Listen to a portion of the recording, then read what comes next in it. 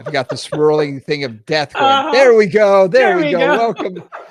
Welcome back to Moving Conversations. I'm Brian Ritchie. Joining me as always is Nora St. John. Good morning, Nora. How you doing? Very well, Brian. How are you? Good, good. We just had the little circle of death going around and around and around as we waited for this thing to launch. So, but it's up and running. It's good. It's good. That's why we're laughing. Technical issues. You know that thing? You're like, is it going to happen? Oh my gosh. Yeah. So you doing good? I'm doing well. There was apparently a big earthquake in Northern California, but it was way far north of me. It was a Okay. 7 up in Yeah. like a few miles off the coast up in north. So, and everyone's like, my brother from DC, from where you are, was like, "Do you guys feel it?" It's like, no, no, no. So, I anyways, was it's in a wondering that very myself. it's a very lightly populated area of the state, but there was a tsunami warning, which is that's a little scary for anybody on the West Coast. See, we But get it, tsunami warnings in Hawaii when the West Coast gets an earth. yeah, It does have that effect that it travels, and then all the it tsunami warnings go. Yeah. yeah, it So propagates in both directions. so Japan, Alaska, the West Coast, anytime those three get an earthquake of any significant size, it's like, oh, okay, tomorrow there may be, Keep a tsunami lookout. warning. 6 o'clock, we might get a big one. Yeah, Exactly.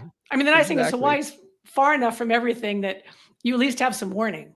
And this Yeah. was like not very far off the coast, and it was a pretty big earthquake, and it was close to the surface. So in those cases, they're always more concerned about a tsunami.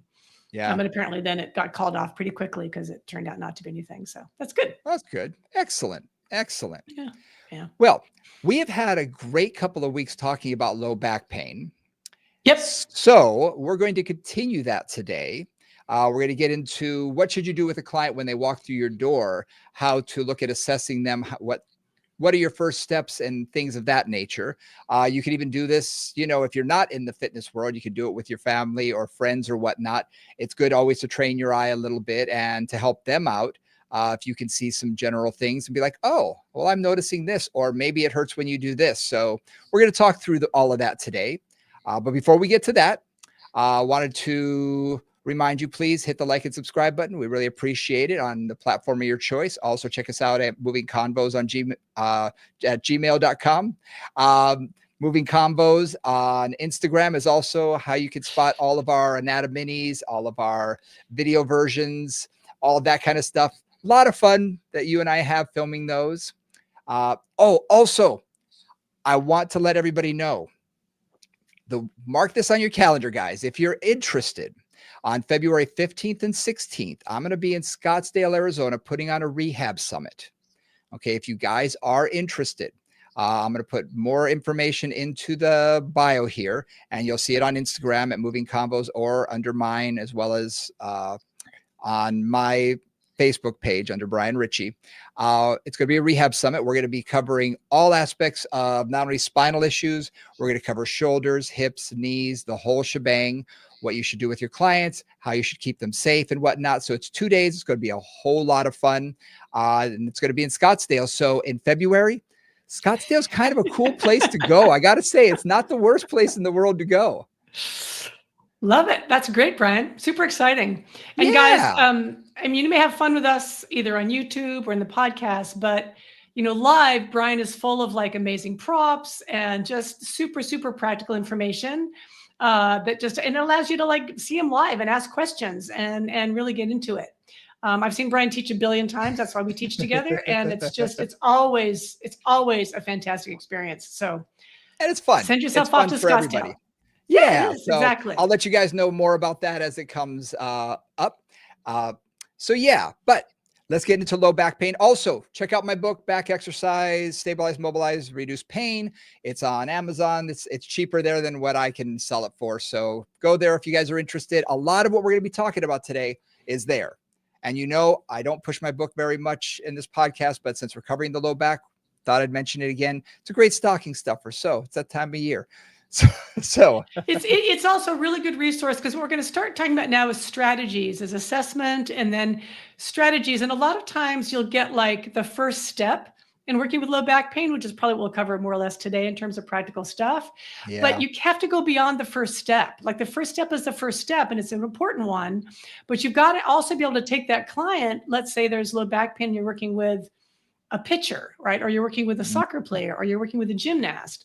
You've got to be able to take them from those first steps up to full function, ideally. And again, even if it's just like a mom who's got two little kids, like she's got to be able to lift that kid up, pick him up, put him in the car Yeah. seat, put him in the back of the SUV. These are real functional needs that people have, and you've got to set the foundation, which we'll do today. But you've also got to figure out how to build them up to really get to where they need to go. And that's the key that I find is Mhm. missing in Yeah. so much of even in physical therapy. They used to be able to spend a lot more time, but now with the insurance industry and things, people don't spend as much time in physical therapy, so they don't get the progressions all the time. No. Sometimes they do, but they don't always. So a lot of times it's our job to really help them progress and take it to that next level, because you can learn Yeah. the basics, but if that's all you're doing are the basics over and over and over again, well, you become efficient at that, but you don't ever get up off the ground or off the table or never to that Or off the next step. reformer even. Yeah, Yeah. S- exactly. Yeah, Yeah. and So that's it's that's up I to mean, us that's to a do that. critical piece. It is, Yeah. because that oftentimes that's our role. We're post rehab, right? A lot of times it's I've graduated from physical therapy and I'm Yep. 50% better, but I'm Yep. trying to get to 100 and I'm not there yet. Like that happens all the time, Yep. in my practice. Like so many clients are like, yeah, well, I've done physical therapy, I've done, this, or I had a surgery and I've done everything I'm supposed to do, but I'm still not where I want to be. I still can't play golf. I can't play tennis, Yep. whatever it is that they want to do. So often that is our role, is to bridge that gap from the basics to full level, full daily life function or full athletic function. Yep. And that's one thing that I made sure I did in the book was I gave 6 months worth of progressions. So you have, first month, second month, third month, fourth month, all the way through, because that gives you that opportunity to really work on those progressions. So that's kind of one of the things that we did and broke it down to all the different types of conditions that we're dealing with. So we're going to be talking about that today. We're going to talk about what to do when a client comes in to see you. We're going to take a break for just a second and we'll be right back. And we are back. A little technical difficulty, guys. For some reason, the technical gremlins seem to be jumping up and down a little bit on us today, but we're back. So let's dive right in. Let's dive into low back assessment. What do we do when a client comes to us? How do we be, what do we do? So one of the things we've said a bunch of times, and I just want to reiterate this because this is often where I start, is understanding from them what makes them feel better, what makes them feel worse. Yes. So that always, again, we've talked about how this is like the first clue in our low back detective series, right? This is the first clue we're going to look at. So are they better, are they better in the morning? Are they worse in the morning and better after they've moved? Like that's going to tell me typically if there's something like arthritis going on, or that Yep. they're better with movement, they're worse when they're cold or not moving. Are they better sitting? Are they better standing? And that right there is like a key Huge. thing, Yep. right? Because if they're better standing, it generally means they prefer either a neutral towards extension position. And if they're better seated, they generally means they prefer a slightly flexed position. Yep. So that right there gives me a really clear clue of where to start in terms of finding their dynamic lumbo-pelvic position that's going to be most beneficial for them. Yeah. That's probably the questions that I immediately ask are what makes it feel better? What makes it feel worse? Mhm. And how are you throughout the day? Because that also tells Right. me where they are, endurance wise or tissue tolerance wise. And I say that because what you're going to hear a lot from people is I'm at work, I'm sitting down, I'm not, moving as much. And then by 2 o'clock, my back is killing me. Yep.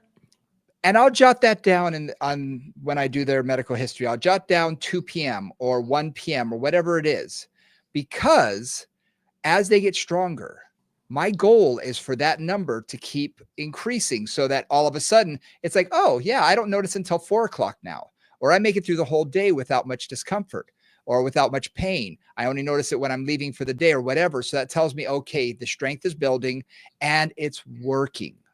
That's the Right. key. that it's Yep. working because they're gaining strength, they're gaining stability, they're gaining that endurance for those muscle fibers throughout the day. We got some success. You're succeeding, right? What you're trying to do is actually working, and that's something you're always looking for. Is are what you're doing is what you're doing working?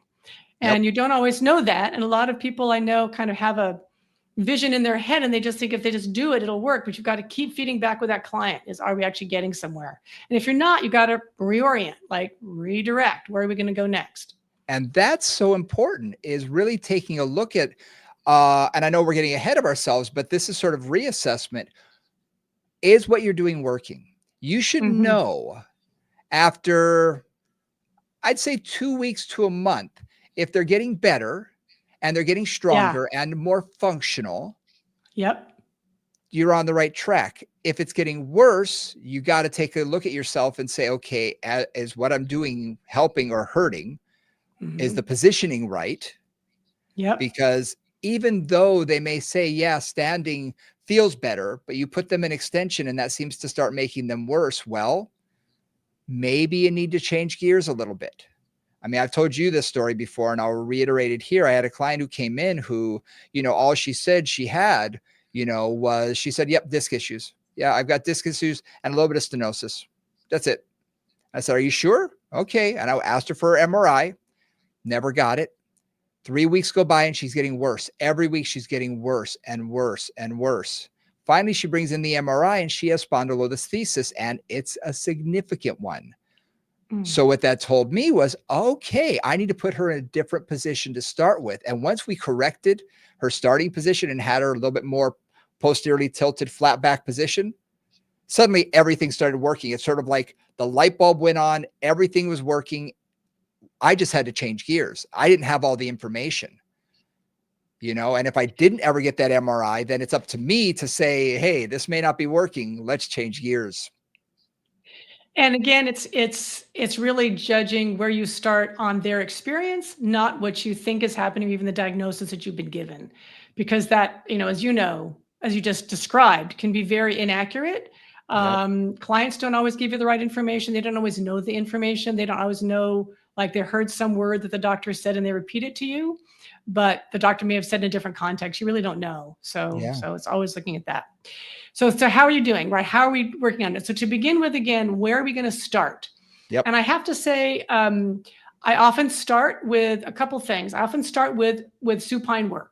So lying Mhm. them down, getting them in a nice supine position, and just seeing where they can be, where they're comfortable in that position. So maybe I've got a pillow under their knees, maybe I've got something under their low back, maybe I've got support for their head, especially if they've got, like Brian has, a very deep rib cage. So if he lies flat without a pillow, his head is falling off, right? So basically pad them up or give them support so that they're relatively neutral. They feel pretty comfortable, whatever that means. And then from there, again, this is why we start at the beginning, because the first step really is awareness. Where is my Mhm. body? And does this feel better or worse? And then what happens when I move? Yep. Right? So the first thing is awareness. Is like for any client with low back pain, they've got to start paying attention to where their low back and their hips are and what movement is doing to them. Is it making them feel better? Or is it making them feel worse? And so supine takes a lot of like the extra energy and information out of it and gives you just a very simple platform to start with. And I want to go a little deeper on propping their head up. And the reason I'm going to do this is, depending on their neck position, we all know a Mhm. lot of our clients have postural issues to begin with. So just having them lie down with their head down, a lot of times you're going to see their chin is facing the ceiling, not their eyes. Now, Mhm. if you do that, and let's say you need to be more in a posterior tilt, well, guess what? As soon as your head goes back, you're arching your back. So you could actually be exacerbating a condition that you don't want to. So by propping their head up, even if they don't necessarily need it, it can actually sometimes assist in getting that rib cage to come down and their back flatter, so that we can get them in the proper position if they need to be more in a posterior tilt. Likewise, if they need to be more extended, sometimes I will give them just a little bit of a head rest, Mm, because that can yeah. actually help to put them into a little bit more of an extension position. And sometimes that can help. So it may seem like not that big a deal. And when I go to gyms all over, I never see pillows ever, Right, or even towels that you can use to fold up. towels, No, and I you use don't them all the time. all the time. I must have 10, 15 pillows around here of different heights, different, Mhm. thicknesses and softnesses and towels and things like that because I want to make sure that their spine is in as comfortable a position as possible and that they can relax. I Yeah. was I was just in the dentist this past week. And you know the position of the dentist, right? Your head is leaned way back. And it put me into some extension, which my back doesn't really like. But what I found is I was tense. The whole time I was a little bit Yeah. tense. Absolutely, absolutely. Yeah, you weren't comfortable. No. And to get myself comfortable, I mean, can mean all the difference in the world. And when you're asking someone to exercise, by getting them into being in a position of comfort relatively, guess what? Their back may be able to calm down a little bit more because they're comfortable, because they're not fighting the position and posture and uncomfortable neck position. So things aren't going to be tense. So I try and get them to relax as much as they can because that can be a key at the beginning, especially. You're also trying to create trust with that client. Mm, So you're trying to help them know that you can make them feel better. And the other thing too is if you're trying to work on low back pain, a huge part of any kind of chronic pain, but particularly low back pain, I think is especially this way. You're going to have a hyperactive sympathetic nervous system. That's kind of yeah. what pain often does to people. It makes you stressed. It makes you tense. It makes you fight, flight, freeze kind of response. And Yeah. so, if I can get them out of that, if I can get them into a more relaxed, more parasympathetic state where they're kind of just they can breathe a bit more, that will often Hmm. decrease their pain all by itself. So Yeah. creating that comfort and creating that trust is a very important first step for anybody in pain. And particularly a new client who doesn't know you yet and has had maybe not such good experiences with other people, Yeah. right? And they really need to know this is going to be safe for me. So, that's another reason to do that. One thing I've sometimes done, Brian, particularly like as somebody like with your posture, or somebody who really, really doesn't like extension at all, so I've actually wedged up their whole Yeah. torso. I have like this kind of foam wedge that Bounce Body sells that goes on the reformer, but it puts them up at an angle. It's soft and squishy. Then I'll often add something more for their head. Yep. So the whole spine is supported into a little bit more of a flexed position. Yep. And if I'm looking at like the tailbone or the hips, then I'll often either put something under the low back to support their extension position if that's where I want to go, or I'll put just a folded towel underneath the kind of middle or bottom of their sacrum to Yep. gently posteriorly tilt them. So those are things that again I'm going for maximum comfort in that position, whatever that means. Yeah. Comfort means everything here. Yep. Because you brought up a good point on trust, because I remember once I went into a chiropractor, never met this person before, and they asked me to do something that I was uncomfortable with. And I told him I don't do well in that position. And he said, "No, no, no, you should be able to. You can do that." I said, "No, that usually hurts me. Mhm. I'd rather Yeah. not." And he said, "No, no, no, you have to do it. You have to do it." And guess what? I did it and I ended up with about a month of pain because of a position he put me in. And did I ever Yeah. trust him again? No. Oh, no. And it's the same thing here. If you can get someone to be comfortable, I mean, you use your Cadillac or the reformer to have people lie down on. I've got a mat table, you know, where they can be comfortable. They're not getting up and down off the ground necessarily. Yep. It's Yep. on a big enough surface. They feel comfortable. They can feel They're their not whole going to fall, back, not going to fall. fall off. Yeah. And they can really relax. And I'll just have them lay there for a second or two or 10 or 30 and talk to them. And you can see they'll start, they're tense a little bit. And then you can see them sort of melting away. And then you can get them to move. And I find that's the moment where things are starting to relax, where you say, "How do you feel?" They say, "Fine." Good. All right. Because I'll put them in the proper position for their body, whatever they makes them feel Mhm. better. If it's in a posterior tilt or a little bit of extension. But then when they're relaxed, then I'll say, "Okay, let's start. Let's try something." And usually it's something Yeah. very simple. Yep. that's not going to bother them, because I'm trying to build that trust. I'm also trying to build their confidence that, hey, I can move without additional pain, because that's Mhm. huge. Yep. And the other thing there is this, certainly comes to mind-body approach that Pilates uses a lot is breathing. Oh, yeah. Because the other thing we know is that breathing can change the muscular tension. And a lot of times, again, if somebody's in pain, there will tend to be some areas that are really gripping, and they're Mhm. gripping to protect the body, which is good, but that's not usually the only thing that they're doing. They're usually protecting the body and causing trouble at the same time. Yep. So, always working on just kind of how do we get them relaxed? How do we get them sort of into their body? And breath is another nice way to do that if they're comfortable with that. And I do say that because sometimes, I've had more than one Pilates session where I've watched a new instructor try to get a client to breathe for a long period of time. And the client is getting totally frustrated. They want to work out, they want to move. They're like, why am I lying here breathing for 20 minutes? So, understanding like some clients will take to that, and some clients are going to be very resistant to that. Just do what you can to get them to relax, but just don't belabor it. Don't push it Yeah, too far. exactly. Exactly. So again, trying to find that position of comfort, trying to find that position where they are relaxed can make all the difference in the world. And I love the fact that you brought up breathing, because in fitness, we rarely cover that enough.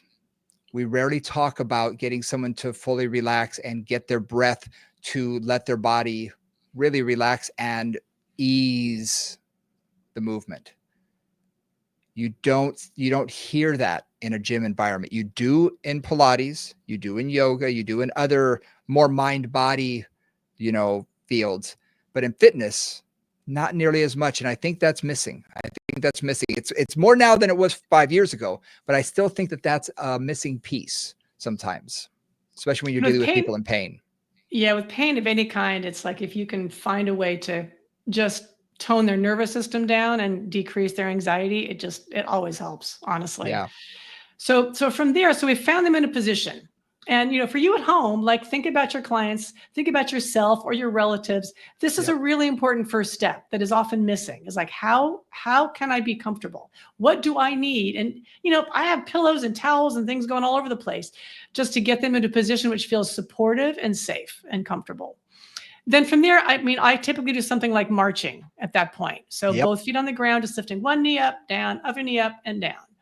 And I do that for a couple of reasons. One, you've got a short lever arc of that hip, right? So there's some hip movement. Hip movement and low back movement are always connected. And what I'm trying to do in this circumstance is disconnect them, is dissociate the hip movement from the back movement. So Mm-hmm. seeing if they can actually move their legs, move their hips, again, small arc, light work, without changing the position of their low back and their pelvis. And Precisely. and and that's also, so that's the exercise piece of it. The awareness piece of them is, what is your pelvis doing, and can you control it? Yep. Yep. Right? Can you make a choice to move it or not move it? Because that's what's really the key thing. And I want to start with that in the very first day, that you are responsible for understanding what your low back and your pelvis are doing, and for helping to figure out which position is most pain-free for you, and then using that. That's step one, groundwork for everything else we're going to do. What's what I usually tell clients in that situation is, and this goes back to when you're thinking about doing fitness, when you're thinking about exercising, you think about movement, you're thinking about lifting weights, you're thinking about moving. And so Yeah. I'll tell them these first few exercises are all about what's not moving, not what Nice. is Yep. moving. Because I'm trying to Yep. create stability in their spine and their core and get things to begin to feel that they're able to hold that dynamic lumbopelvic position. They're able to hold that steady when the Mhm. rest of their body's in motion. So I'll say, I don't even want you thinking about your legs. I said, look, you can march. How hard is that? And I sort of tease them about it. I say, how hard is that? Come on. Anybody can do that. And they'll go, yeah. I said, but can you do it without moving your back? So that's where Right. I want your focus. I need to put their focus on their back and not lifting their leg, because let's face it, in fitness, a lot of times your focus goes to whatever's moving. If I'm going to do a Yeah. lateral raise with my arm, I'm going to be focusing on a lot of times my hand, how high that's coming up, rather than, okay, what's going on within the shoulder unit itself. And in marching, it's the same thing. You're thinking about the leg. It's like, no, no, no. I want your focus to be on where your spine is. What's that doing? Build their awareness around that. It goes back to that word, awareness. It's all about what's not moving rather than what is. And when I tell them that you can see that it changes, they go, oh, got it. And then I can start to build that awareness of where they are in space. And that's step one. Right. Yeah. I think that's step one. And you can do that by doing marching. I've done that with having them move their arms. I've done that by, lots of different, just even just legs opening and closing, like keeping the feet together and just opening and closing the legs, or opening one Yep. leg, opening the other leg, knee That one I love. drops, or heel slides, where you just take one leg out and bring Yep. it back. Right. So all these different ways to just challenge their awareness of where their low back and their pelvis are Yep. against the movement of the legs. And can they control it? Can they pull it together? Yep. The other thing too that I often do supine is just drawing their attention to their transverse abdominis, to their deep abdominals. Yep. And this is not so easy to do in supine, honestly. A lot of people are like, I can't feel anything. I don't have this muscle. It doesn't exist. So a lot of times I'll have them put their fingers just inside the hip bones. So just sort of the side of their abdominals, if you will, and then take a big breath in, big breath out, and then just pull that in. Just that idea of pulling that in and feeling that sink. And you can get more subtle with it, but a lot of times I'm just trying to feel what it feels like to pull that in. And that's the creation of some of the support system for the low back. And again, to do that without tucking the tailbone under or moving in some Yep. other way. All I'm doing is just shrinking the waist and making myself a little bit longer. I don't know if I ever told you this trick that I've used. I call it the tissue box trick. I've got a large tissue box, just, your regular one, and I put it on their stomach. And I tell them, okay, I want you to engage your transverse abdominis. Now look at your tissue box. What always happens? They engage it and the tissue box moves up toward the sky. Right. Whoop, it bulges up. Yeah. And I said, okay. I said, your abs engaged. However, you just pushed it up. I want you to engage your abs, but I want to see that tissue box drop down a little bit. And you can see they go, huh? Nice. And you can see that they're trying to figure it out. And then when they get it, they'll engage and you can see their eyes, the light bulb goes on and they'll see it go down. They'll say, I got it. And I'll say, now you're actually engaging your transverse abdominis. You're pulling it in. Because I've used a lot of other cues. I mean, I've heard everything from make your lower abs smile to one of my favorites, I got to say, closing the elevator doors, hip bone to hip bone, and the midline is the drawing center. them together. Drawing it in, close those elevator doors. And it's like, some people, those work. But some people are visual. And you put the tissue box there and it works. It's also tactile. It's like you can actually look at it and go, oh, it's going down, or oh, it's going up. And that's really helpful for people. I've also used something like a light weight, like an ankle weight, like a 2 or 3 pound ankle weight, just over the belly. Because then they can push up. Okay, feel like you're pushing up into it. Now feel like you're pulling away from it. Because it also just gives that feedback, like that proprioceptive feedback. Yep. Yeah, and then it can feel because it can feel it sinking, as they pull in the abdominals. Yeah. No, those are just different ways to begin to get the transverse abdominis firing in a supine position. Because like you said, it's not the easiest position. Most people brace and they just, and the stomach pushes out. Yep. So that's something that, we definitely have to begin to train. One other way to train that, so staying on that for just a moment, one other way to train that is from all fours, which is another position that I do lot, and I know you do too. A lot of work in all fours because it's a generally very safe place for the low back. It's actually safer and more comfortable for most people than supine, unless there's a wrist issue or a knee issue or something. But if there's not, all fours, most of my clients can hang out in for a while. Yep. And they feel like just being there, you have to support that low back some. Like just to be in an all fours position without just letting your whole back go into extension and hang forward requires a certain amount of just mild level core control. Yep. So, the other one that I do is just one of my teachers always called it pregnant cat abdominals. Yep. So when the inhale, the belly goes down, and the exhale, you pull the belly in or pull the belly button in. And most clients can feel that one way better than they can feel the supine. Yes. If they really let their belly go, which is another just kind of psychological challenge for most of my clients because they've been taught for years to keep their belly in at all costs. Yep. So have them Yep. just go in and out with that. And then they can also feel like gravity is, they're working against gravity a bit, right? They come down and they've got to pull it up and in. And that's another really nice way to work on getting that core, that initial core engagement going. And almost everybody has had the experience of in that position sucking it up, pulling that belly off of the ground. Yes, exactly. And the trick is not to let the spine move. So that's the other thing. When you've got Yeah. them in that all Yep. fours position, I'll put my hand on their low back and I'll just, Mhm. whatever position they're in, posterior tilt, Yep. Leave it extension, right whatever we need to here. do, Just don't right move here. that.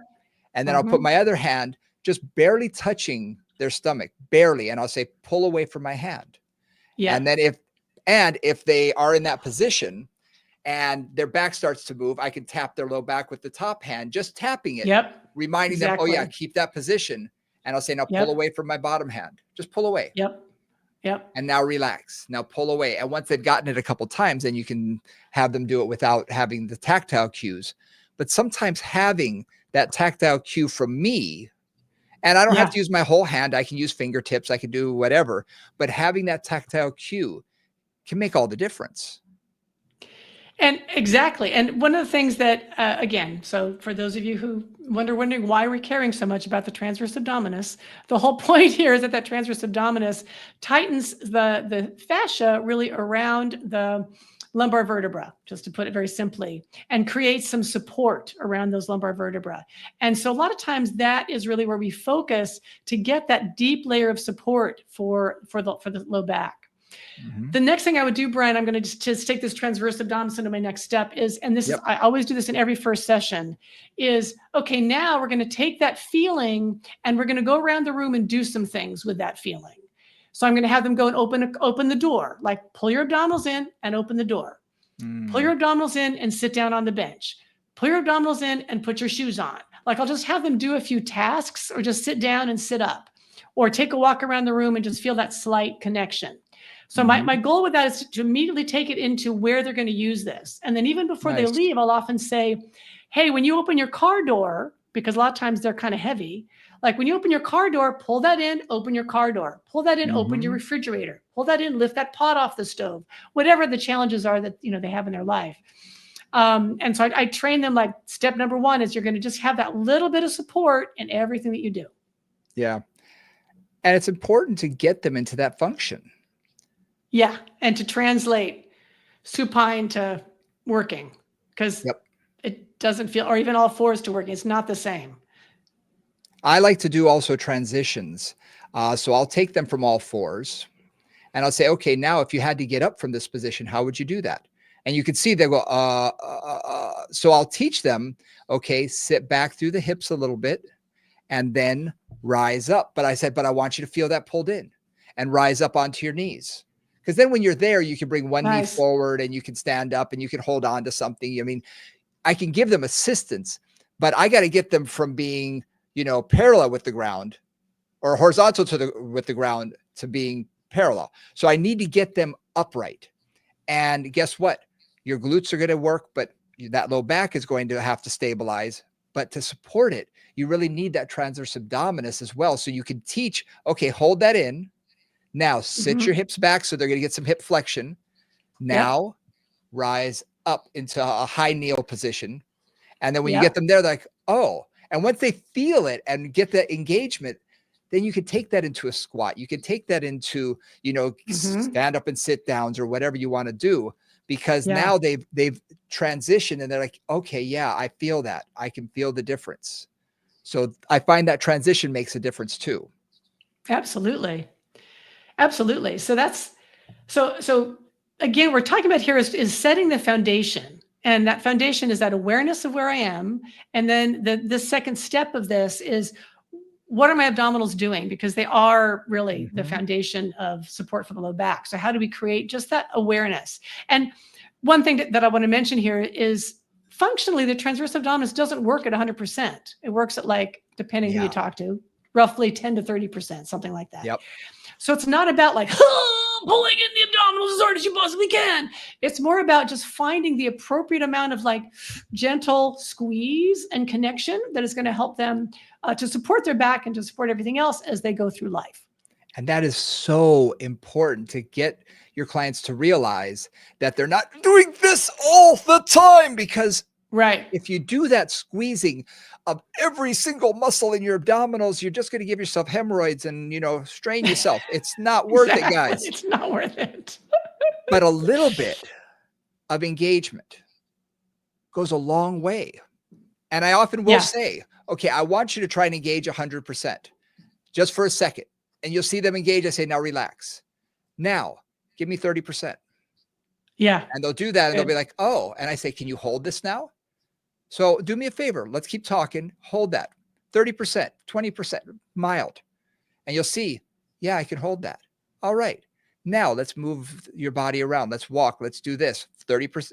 And you can see, yeah, I say, that's where I need you to be. I need you to be at that 30%, not at 100. Because again, 100, we can't maintain. Right. I mean, right now at home, try that. Flex your bicep as hard as you can. And let's hold it for the next 3 minutes. Not going to happen. Your muscle will cramp. Your muscle will not be happy with you with the outcome of that. Well, your abdominals are the same way. They're not meant to hold it at that tight contraction for that long a period of time, because guess what happens? The transverse abdominis isn't going to be able to do it. The others are going to try and overwhelm it. Instead of allowing the deepest layer, that transverse abdominis, to just hold it, let's hold it like a little mild hug, just helping you out. Yep. And that's really what we're looking for. Exactly. So we've got comfort, right? Comfort level, awareness, looking at the transverse abdominis. The other thing that I work on with all my low back clients is I work on getting their erector spinae or their multifidi, the deep back muscles. I just kind of have to assess what are the deep back muscles doing, because the transverse abdominis connects somewhat indirectly into the spine through kind of these fascial connections. But there are a lot of muscles right along the spine that are critical for creating balanced support at that deepest level, right where the joints of the spine are.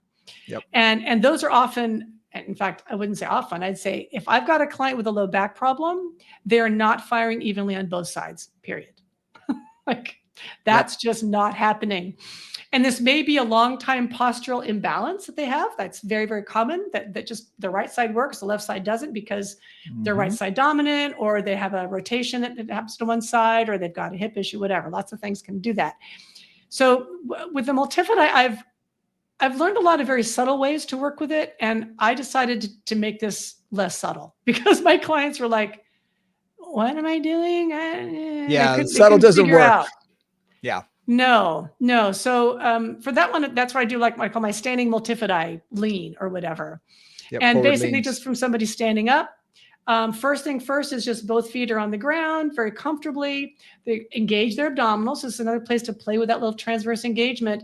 And then tip forward at the hips. They don't round the back. They flex the hips. Very important. And they do that with their hands on the muscle bands on either side of their spine in the lumbar. Particularly kind of around the waist area, but I'll kind of have them feel as much of that as are comfortable. And just notice what is firing. So as soon as they tip forward in a normal, healthy spine, those muscles will fire to keep you from falling forward, right? They'll just, and it's not particularly a concentric contraction, it may just be an isometric contraction, but they'll fire to keep you from falling on your head. Very important. And then you're going to see like how much are they doing? Is both sides going? Is just one side going? Is neither side going? Or does one side delayed? Start? Yeah, does one go and then the other one kind of goes wee and then it dies, right? So what's happening there? And that's something that just awareness again. What is happening with those low back muscles? Yep. And I'm asking for their feedback on that. Yep. Then no, and that in and of itself can become an incredible exercise that I love to give people first thing in the morning. Yeah. It's like, look, wake it up. You've woken up, you brush your teeth, you're standing in front of the, mirror, put your hands on that area in the low back. I call it the gully. You find your spinous process and go right off it. You got a little gully before you get to the big muscles, and just lean forward. and get them to fire and do it 10 times. Just wake them up. And what you're going to find is the more you do it, the more they're going to start firing and get a little bit more active, and something to think about. You may have that delay. One side fires before the other. And the reason for that is these are segmentally innervated, is that the muscles right there are innervated by the nerve that comes out right there. So if there's dysfunction at one level, where you have a nerve issue at one level, well, guess what? That level, it might have some delayed firing. It's not firing as quickly as it should, because these are reactionary muscles. They should fire quick, Yeah. fast. Yep. So Yep. if they're not, a lot of times it's because you've had some dysfunction and those muscles now are firing slower. They're joining the party late. And we want them to go a little bit faster. So by doing the exercise, you can actually wake it up and begin to get it firing a little quicker. And sometimes adjusting your foot position can do that too. One foot slightly forward, one foot slightly back. And if you find the position where they're firing at the same time, great. Do that 10 times is usually what I'll give my clients. And over time, you're going to find those muscles begin to fire faster and at the same time. And so that's a great exercise that I love to give. Yeah. So when you've got an imbalance between the two, a very simple way sometimes works for most people to get the lazy side or the sleepy side to fire is you step 1 foot, like you just got kind of a light lunge. So one leg is forward, typically that knee's bent, back leg's relatively straight. And lots of ways to do this. You can either just take that staggered stance with the less active leg behind you. Right. So 1 foot forward, 1 foot back. And basically the lazy side should be behind you, because you're trying to create a little bit of an extension moment in the spine there. And then from there, you are going to tip forward. I do this different ways, either just tipping forward from that staggered stance or gently shifting your weight towards that front foot and then back. So one or the other will typically work for a client, and they'll feel like, oh, I can get that side to fire now. And to Brian's point, like, they don't need to do a lot of this. This is neuromuscular reeducation, I think, or that's how I think about it. It's just the brain going, oh yeah, it reminds me I got to do that thing. Like it's part of the to-do list that the brain has forgotten about temporarily. And I also, like Brian, both of us are very big on helping clients to find a way to do this in their life. So for me, it's like, you do it when you're either waiting for your coffee in the morning, which most people have some moment when they're waiting for their coffee in the morning, or when they're brushing their teeth, or like find a time that it works into their schedule to just make it a habit. Like, okay, I'm going to wake this up at this moment in my morning routine. Yep. And you'll be surprised that they'll continue to do it for a long period of time because it becomes a routine. And that's wonderful, because they have made it part of their daily thing. Let's wake these muscles up. Cool. All right, I'm good to go. And a lot of times they will be, because those muscles are firing, they are stabilizing, they're holding things together, because that's what the multifidi really wants to do. It wants to help stabilize the spine at the closest level. We have these big muscles around it that help it to move. Well, these help it to stay healthy. It's sort of, they guide a healthy motion of that area of the low back. So they hold it together. Yeah. And for many clients too, this becomes a way to decrease pain. I've had a lot of clients where it just takes some of that stress or that tension, achiness or something out of their back. And so then I have clients, like, they'll do it waiting in line at the grocery store, or they'll right if their back's like, let's say they've been wandering around all day or shopping all day or something. It's Christmas season, so that'll happen, and their back just gets really sore. They'll just take a moment and kind of do a little bit of that, because it doesn't look that funny. I mean, you can do this in public and nobody's going to look at you too askance. And just it allows them a little bit of relief, and they can find that they can get that going. So it's that transverse abdominis and our multifidi, and those two things, again, if you can get those balances going, if you can, that will create, again, a foundation we're going to build on. But those two things, where's my pelvis, or those three things: awareness, where's my pelvis, how do I hold it together, transverse abdominis firing, and multifidi firing in balance as best as possible. Those three things, like, then you just take those and you build on them for the rest of time. You challenge them in more difficult situations, you add resistance to them, you add all kinds of things, but that's kind of, setting that foundation of those key pieces. And if you see what we're looking at here, we're creating the awareness, but we're also starting to Mhm. create some stability. We talked about this Yes. before.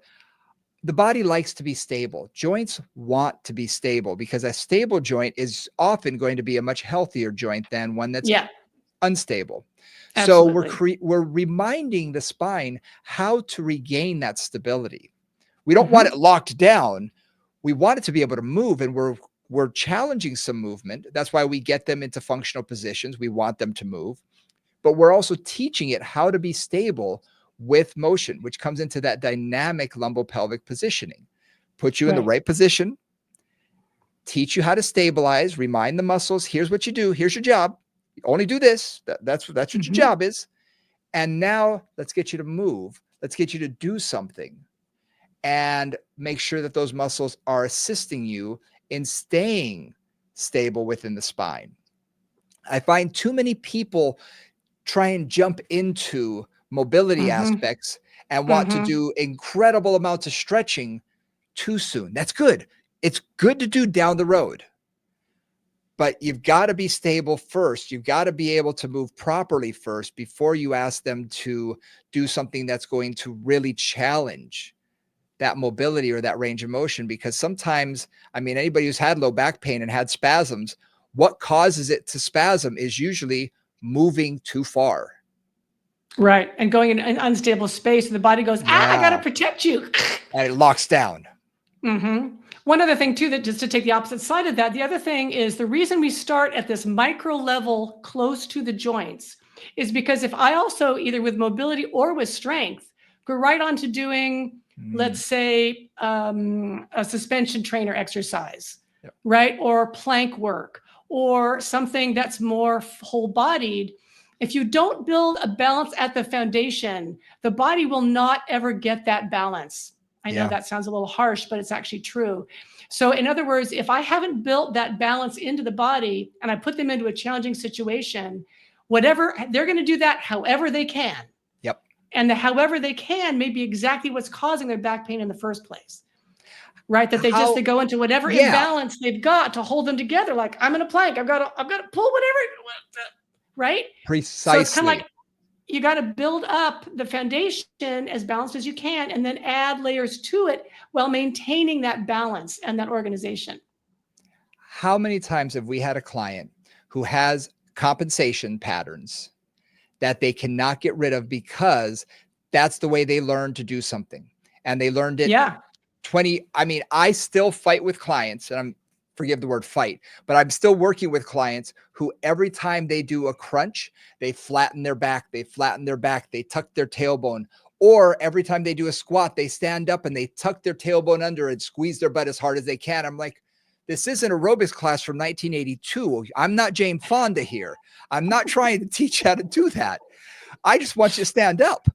But Yeah. you see those patterns become ingrained. And when we have those Mhm. compensatory patterns, they also become ingrained. So you see someone doing it. I was working with someone literally today on a plank with a Bosu. And I got them in position. I could see their entire body was starting to hunch over. They were starting to grip a little too hard. They were in a push-up position with the Bosu upside down. So they were in a little wobbly position. On their And you hands on the Bosu. hands on the Bosu, Yeah. and you could Yeah. see that they were gripping a little too tight and their shoulders were hunched and they were rounding their back. And I took probably 3 to 4 minutes to put them in the proper position, getting their lats engaged, getting their shoulders out of their ears, getting them into neutral shoulders, and getting everything else to be calm.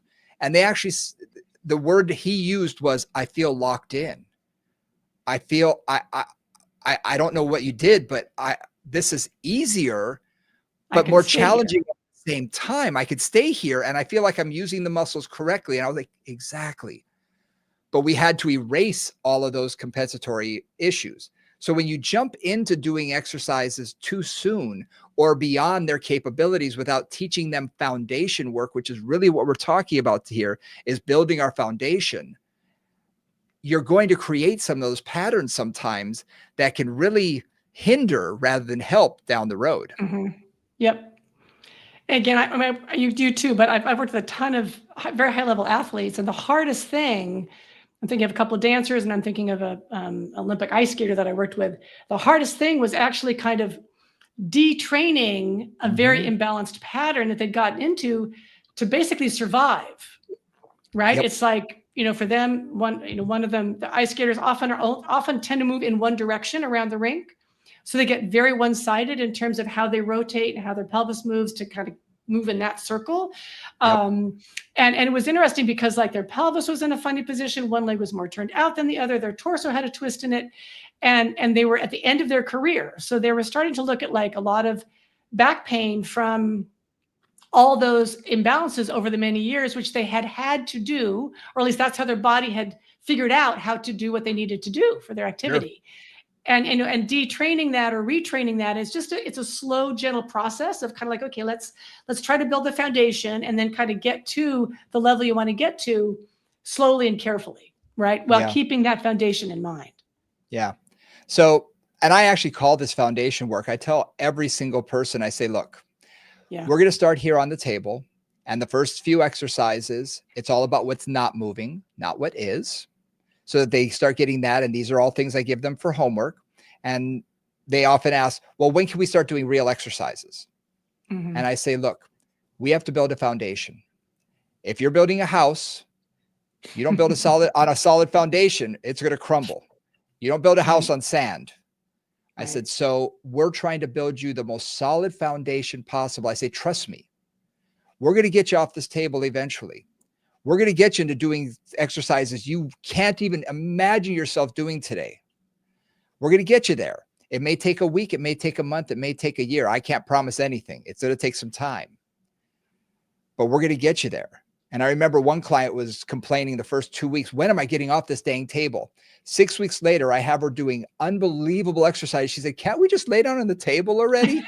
Can't we go back to those? It's like, see, Oh, told you.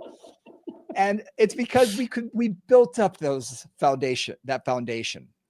Yeah. And that's really what your first few sessions or first few weeks are all about, creating that awareness, letting them know where their body is in space, letting them feel where their body is in space, Mm-hmm. strengthening that, giving them homework, strengthening that, and then turning that into functional activity so they can be aware when they're doing other things and building onto it. So the foundation is really where it has to start. Absolutely. So, you know, this is Brian and I. We tend to deep dive for those of you who haven't spent much time with us. So far we've Yeah. gone through like 5 exercises. But again, that's just to reiterate, that's the foundation we need to build. Yeah. Going on to like next steps. So oftentimes, particularly in the Pilates environment, so I'm going to talk from that lens at the moment. There's a lot of emphasis on spinal flexion, right? That's kind of the foundation of many of the exercises that we do, or spinal extension. So I don't always start with side bending or rotation, but if I'm going to start with something like an abdominal curl, just activating those abdominals a little more than with just that transverse abdominis moment. That's where I'm going to start to find out what position do they need to be in to get more load through the system. This is Mhm. both true for bridging and for curls. So I'm going to use bridging and Yeah. curls, right? Bridging more for the back body, curls more for the front body. And so that's like, okay, so let's just try a curl. And a lot of times it's just like, what happens to their low back when they do that? Does their low back squish down onto the mat so the whole spine flexes? And then when they come back to neutral, does it pop up into extension? That's kind of normal. And some of that may be the pattern you want. If you've got a client who you are discovering does better with flexion, I'm going to keep them flexed through the whole movement, whatever that Mhm. means, right? Maybe I've got to passively tip their tail, or I've got to put pillow under their head. So they're just taking maybe a small range, but they're really not moving their back much. They're really going through kind of more thoracic flexion and then back to kind of neutral. Or if I know somebody needs to keep that low back in a slight extension, maybe I've got a towel under there, I've got some supported neutral going. So that position is staying. And then again, they're just going to take that curl up without changing the pressure on that towel. So this is Mhm. also taking that next step of finding that stability for whatever position is most comfortable for them. And it's the position that we're going to keep training them towards as we move forward. Yep. Yep. No, those are important things. And I'll often do that. I will have them do curls occasionally. I'm not a huge curl fan as much Yeah. as, it's done in Pilates. I prefer pelvic tilts to begin to work Hmm. that a little bit, just because if done properly, you can really do a lot with the anterior body. You can do a lot with the abdominals to get you into that pelvic tilt, as long as you sort of get the butt out of the way. So they're not trying to squeeze their way into it or push with their legs. And it just requires a little bit more work and a little bit more awareness on their part. But yeah, I love doing that to try and get them into trying to figure out what's going to work for them Hmm. and their lumbar spine. And now some Yep. people, it's totally contraindicated. I'm Yeah. not going to get them into a pelvic tilt. And you know what? That's fine. That's okay. For their body, that's okay. And for them, I may want to focus a little bit more on the spinal flexion to come from more of the thoracic rather Hmm. than, the lumbar spine. So everybody is individual in that sense, you know? And I mean, the second thing there is looking at a bridge, right? Which often starts with a pelvic curl and Yep. then moves on Goes from up. there, right? Yep. And then goes up. So that's also a place where I can get a fairly quick assessment there.